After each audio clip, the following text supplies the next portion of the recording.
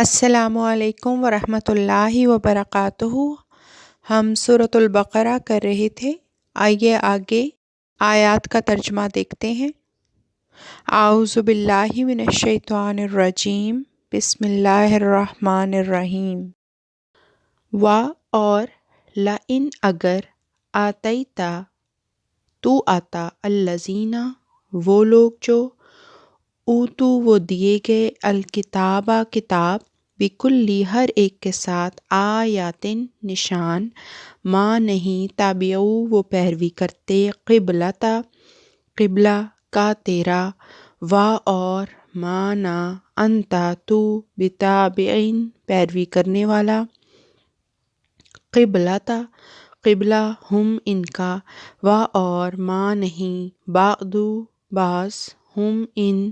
بتابعین پیروی کرنے والا قبلتا قبلہ بعدن بعض اور لا ان اگر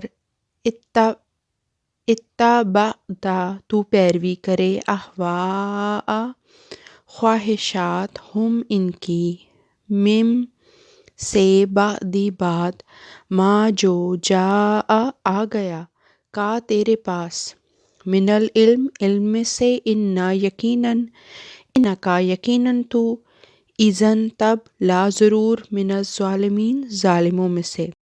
ہو جائے گا۔ اور اگر تو ان لوگوں کے پاس جنہیں کتاب دی گئی تھی ہر ایک نشان بھی لے آتا تب بھی وہ تیرے قبلے کی پیروی نہ کرتے، اور نہ ہی تو ان کے قبلے کی پیروی کرنے والا ہے، اور ان میں سے بعض دوسروں کے قبلے کی بھی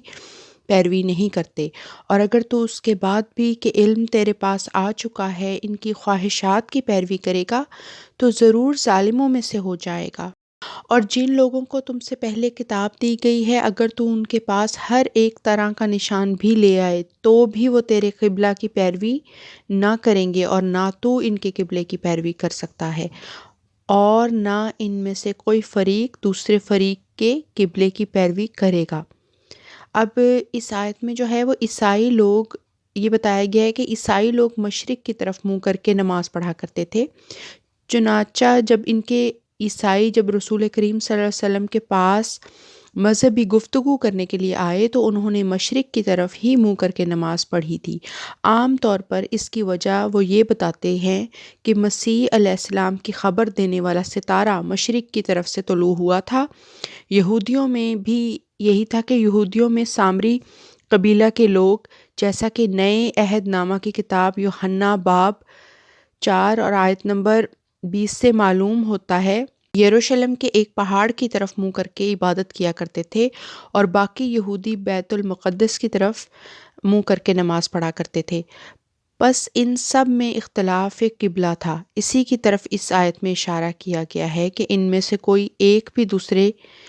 کے قبلے کی طرف منہ نہیں کرے گا۔ اور اے مخاطب یعنی رسول کریم صلی اللہ علیہ وسلم کو مخاطب کر کے یہاں کہا جا رہا ہے کہ اگر اس کے بعد بھی کہ تیرے پاس الہی علم آ چکا ہے تو ان کی خواہشات کی پیروی، اور اگر تو نے ان کی خواہشات کی پیروی کی تو یقیناً اس صورت میں تو ظالموں میں شمار ہوگا۔ الذین وہ لوگ آتینا ہم نے دی ہم جنہیں الکتاب کتاب یعرفون وہ پہچانتے ہیں ہو اسے کا مانند ما جو یعرفون وہ پہچانتے ہیں ابناء بیٹے ہم اپنے اور ان یقیناً فریقاً ایک فریق من سے ہم ان لا ضرور یکتمون وہ چھپاتے ہیں الحق حق اور ہم وہ یعلمون وہ جانتے ہیں۔ یعنی اس کا ترجمہ یہ ہے وہ لوگ جنہیں ہم نے کتاب دی ہے وہ اسے یعنی رسول کو اس میں الہی آثار دیکھ کر اسی طرح پہچانتے ہیں جیسے اپنے بیٹوں کو پہچانتے ہیں، اور یقیناً ان میں ایک گروہ بھی ہے جو حق کو چھپاتے ہیں حالانکہ وہ جانتے ہیں۔ اب اس میں دو قسم کے لوگوں کے بارے میں بتایا گیا ہے کہ ایک تو وہ لوگ ہیں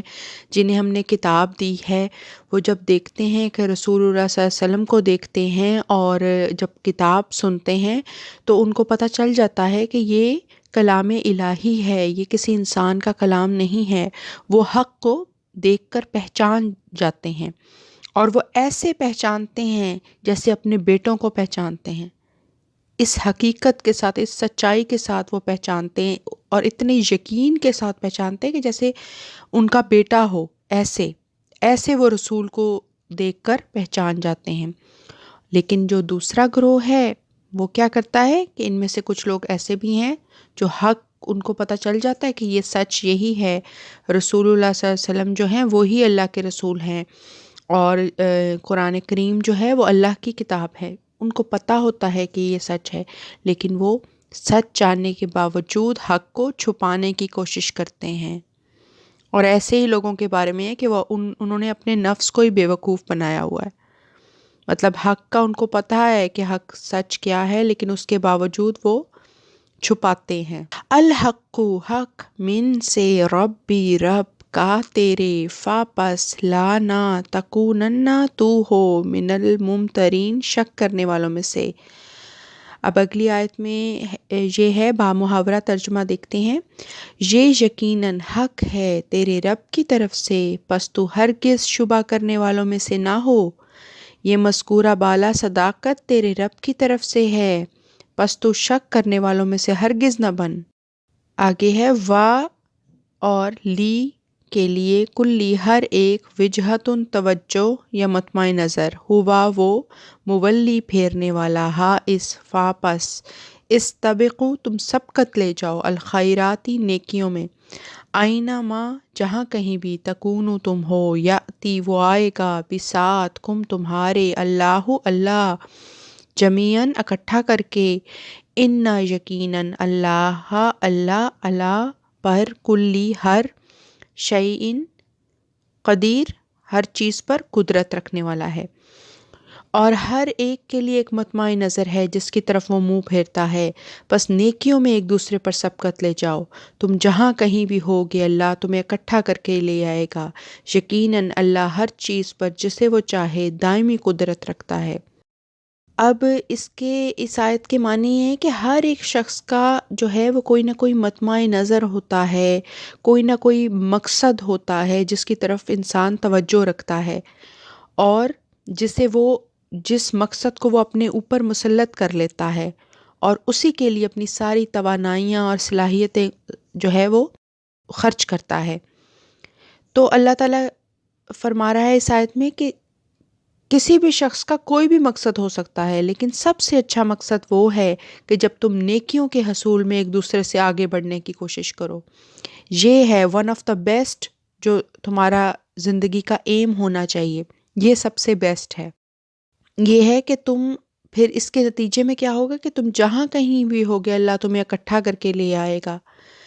اور اللہ یقیناً ہر ایک امر پر پورا پورا قادر ہے، پورا قدرت مند ہے، اور اللہ تعالیٰ بہت قدردان بھی ہے، قدرت مند تو ہے ہی ہے مگر وہ قدردان بھی ہے۔ اگر ہم ایک دوسرے سے نیکیوں میں بڑھنے کی کوشش کریں گے تو اللہ تعالیٰ تو ایک ایک نیکی کا جو ہے وہ اجر دینے والا ہے، اور بڑی قدر کرنے والا ہے انسان کی۔ یہ انسان ہی ہے جو اللہ تعالیٰ کی قدر نہیں کرتا۔ اگلی قرآن کلاس میں انشاءاللہ ملاقات ہوتی ہے۔ السلام علیکم ورحمۃ اللہ وبرکاتہ، وآخر الدعوانا ان الحمد للہ رب العالمین۔ اللہ حافظ۔